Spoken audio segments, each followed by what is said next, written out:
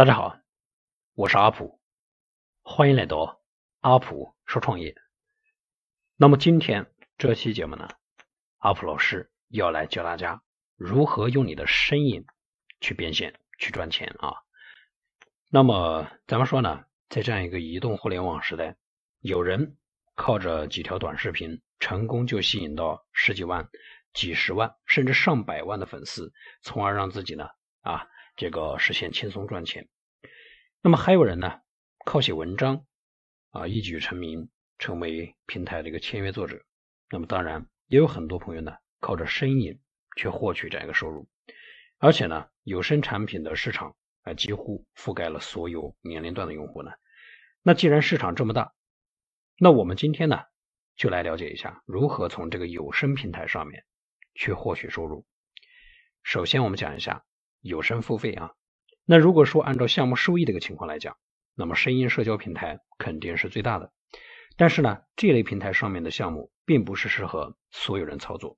所以说我们呢是将主要的精力放在像这个某马拉雅这样一类音频平台上面，某代表喜哈。那么某马拉雅呢这一类平台无论是用户分布还是说内容分类呢，都是非常的这个广泛。那所以说呢，我们可以选择自己比较感兴趣或者是比较擅长的这样一个垂直领域来进行操作。而且呢，这些平台还经常会拿出补贴来刺激作者激励他们呢去为这个平台带来更多的优质的内容。那也就是说，那我们除了在平台上面引流变现之外，还有机会跟这个平台去合作，去签约，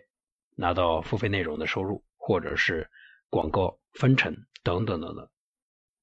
而且做这种有声内容呢，是属于一个不需要投入资金的一个项目。那我们可以在网上呢找到很多自己想要录制的一个素材。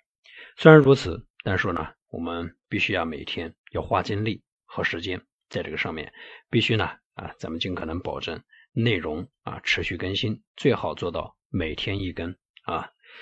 那么再来说一下第二个，那就是从音频到服务收费那可以说在有声平台上面成为跟这个官方签约的小说主播。那这种方式呢是收益最快的一种玩法。那虽然说我们跟平台去签约的有声小说是免费播出的，但是呢我们可以积累自己的人气而且平台也会给予我们广告的分成或者是其他的一个奖励。那么当然想成为跟这个平台签约的主播并不是谁都可以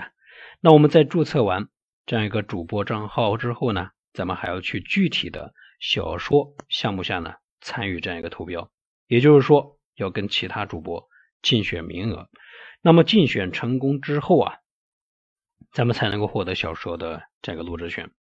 那么很多有声作者觉得这个很困难，所以说呢干脆就放弃了这条路子，选择自己呢单干。在这里阿普老师跟大家举个例子来说明一下，做音频这个项目用怎么样的一个形式去让自己的收益更高。比方说一个古玩操作者就用音频跟大家分享内容。那么项目的一个变现的方式呢，不是向用户去直接的推销商品，而是推销服务。所以录制的内容呢，可以是价值几百块钱的古玩鉴定服务，靠着这样的一个模式，可以从中获取更多的这样一个精准的用户。那所以说我们可以找到适合自己的垂直领域借鉴呢这样的一个操作玩法这样一个模式呢来做这样一个有声的项目。比方说我们可以利用自己的情感的技巧找到有情感需求的这样一些用户，推出情感资讯这样一些相关的服务来满足他们的需求。接下来呢再来说一下第三个，那就是蹭流量。那么其他项目咱们有讲过如何去蹭流量的玩法呢，其实在有声平台上面项目操作的方法是相通的。比方说去蹭一些自带流量的大平台，也可以去蹭一些这个品牌 IP 的一个流量。我们知道这个某马拉雅这个平台在初期做推广的时候签约了像郭德纲对吧，蔡永康这样的一系列的声音大咖。那么对于像郭德纲这样的一个大型的 IP 呢，他们对于内容付费是非常看重的。所以说郭德纲呢这个 IP 下面的许多作品都是要收费的。那自然在平台上面呢就有了一些专门做郭德纲相声精选集的有声专辑他们专辑里面的内容呢说白了就是从其他的渠道整理过来的，而且全部呢都是免费的那么靠着这样的一个模式他们的专辑就从郭德纲这个 IP 下面呢蹭到几千万的播放量，然后的话呢对关注他的用户进行筛选，并且呢引导到自己的某账号某代表公。那所以说我们除了自己花时间搭建一个专属于自己的垂直领域专辑之外，还可以呢用这种蹭的方法从一些大的 IP 专辑上面来获取用户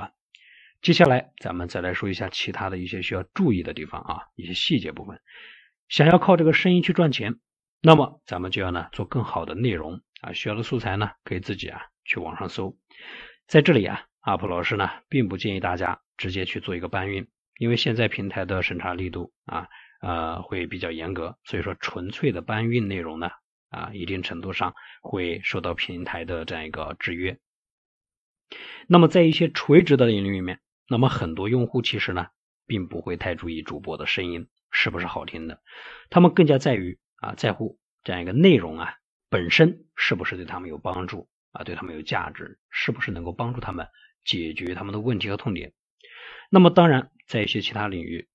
可能有的用户呢会关切到主播的声音呢是不是好听，如果是这样的话呢，那我们可以呢考虑一些专业的主播人员进行合作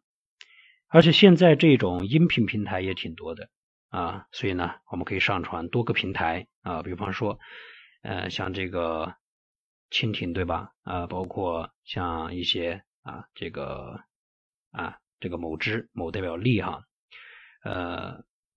这些平台都可以那么像这个的话呢，我们可以去某度里面搜索一下音频平台，就能看到很多主流的平台有好几十个那么很多朋友呢做这一类项目会遇到一个问题那么就是说自己呢每天都在坚持更新内容，但是自己的一个东西呢就是无法获得一个比较好的曝光效果。那这个时候我们就要注意两方面的问题，一个就是我们的关键词到底呢做的到不到位，另外一个呢就是平台一般都会有一定的付费推广机制，那其实我们可以适当的呢使用这种官方的付费推广渠道以此呢来筛选相应的用户群体，让我们的整个专辑推广呢给就是说能够推广给更多的精准的用户那么咱们说现在做自媒体的人这么多自媒体平台呢也这么多真的是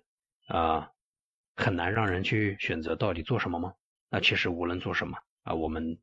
目的的话呢无非就是赚钱那可以在兴趣的一个基础之上选择一个比较好的项目和平台，然后持续的去输出和创造价值。那么好了，今天这期节目阿普老师呢就跟大家分享到这里，希望对你们有所启发和帮助。另外呢说句题外话，现在是一个移动互联网时代，如果说你还在为不知道怎么赚钱而迷茫，或者说你想创业有没有勇气和方向，那么欢迎滑动到屏幕最底部点击订阅关注，并且找到阿普老师，加入我的圈子参与讨论，来跟我互动交流。那么只要你不甘于平庸，我都会给你最有价值的交流和指导。好了，这里是阿普说创业，我们下期见。